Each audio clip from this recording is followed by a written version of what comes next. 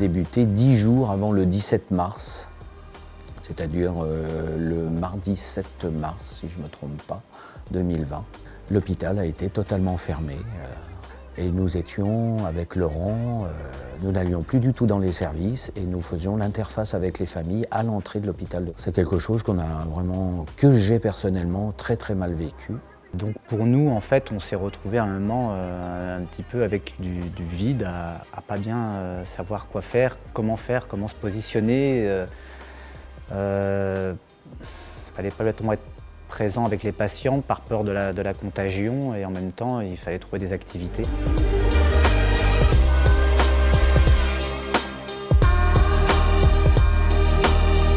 Tous les projets, effectivement, non, ils se sont interrompus du jour au lendemain. Et non, on a basculé sur une sorte d'urgence de mise en relation. Donc ça a été un développement des visioconférences via des tablettes. Et c'était ça pour moi l'urgence qui était vraiment l'enjeu parce que les familles et les patients pouvaient avoir l'idée de ne plus jamais se voir. Et puis après, ça s'est développé aussi également avec des courriers, souvent envoyés par mail, qu'on imprimait. Et là, en fait, effectivement, on rentrait dans une certaine intimité familiale.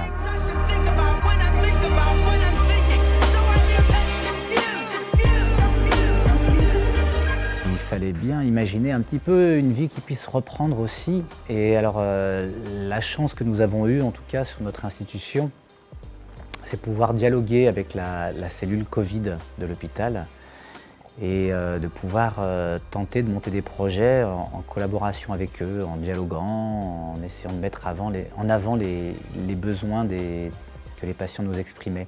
Et on a réussi à faire venir une fanfare dont je fais partie, la fanfare Pustule, et qui a pu jouer tout autour de l'hôpital pour toucher tous les patients en jouant 8 fois autour de tous les services de l'hôpital. Et c'était à la fois super pour nous, musiciens, de pouvoir pratiquer et de se retrouver en distanciel, mais se retrouver pour faire de la musique ensemble et pouvoir partager ça avec un public. Alors c'était souvent derrière les fenêtres, avec des coucous ou voilà, au bord d'un balcon. Mais c'était très très touchant.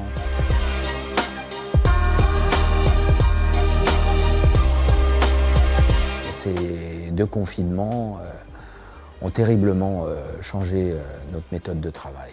Avant, je pensais beaucoup, qu'est-ce que je vais faire, qu'est-ce que je vais organiser, mais alors là, ça encore plus, parce que je prévois de faire quelque chose, de faire une activité, proposer quelque chose. Actuellement, on arrive à faire 3-4 pas en avant, il faut en refaire 2 en arrière, on en refait 1 en avant, on recule, on avance. C'est vraiment extrêmement déstabilisant. Donc ça va être souvent des diminutions de groupe, bien sûr, mais malgré tout, on va essayer de rien lâcher pour arriver finalement à ce que la culture arrive à être en relation avec des patients. Et les patients, ils sont énormément touchés, ils sont bouleversés quand on y arrive, quoi, voilà. On n'y arrive pas toujours, mais quand on arrive à mener à terme un projet, c'est très très fort.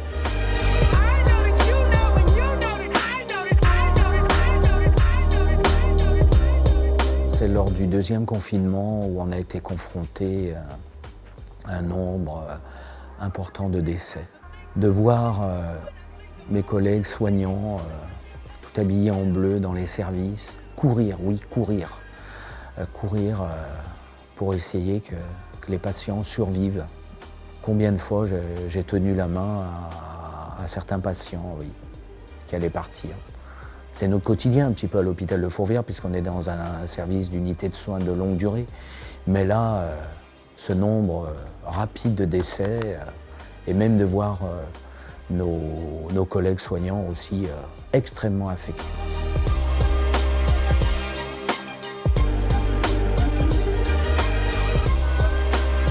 Progressivement, les patients ont pu se retrouver pour pouvoir manger ensemble en s'installant à distance de 2 mètres les uns des autres pour des questions sanitaires.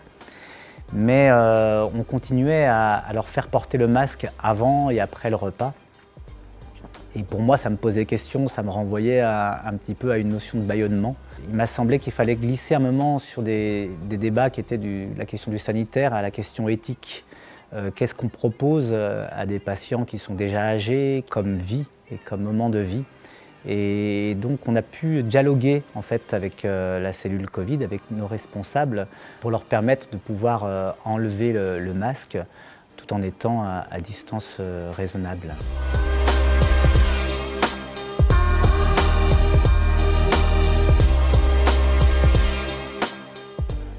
Être enfermés dans les chambres, ne pas pouvoir sortir, la culture leur manquait vraiment. Il manquait cet élan de vie que les programmes culturels apportent et qui sont vraiment très très importants. Pour moi, la culture reste essentielle parce qu'un individu, quand il se retrouve confiné tout seul dans sa chambre, il n'est plus que lui-même, alors que la culture permet de le relier aux autres. Et c'est vraiment la culture comme médiation qui est essentielle. Et monter des projets, c'est justement nous remettre dans une dynamique de vitalité et d'être ensemble.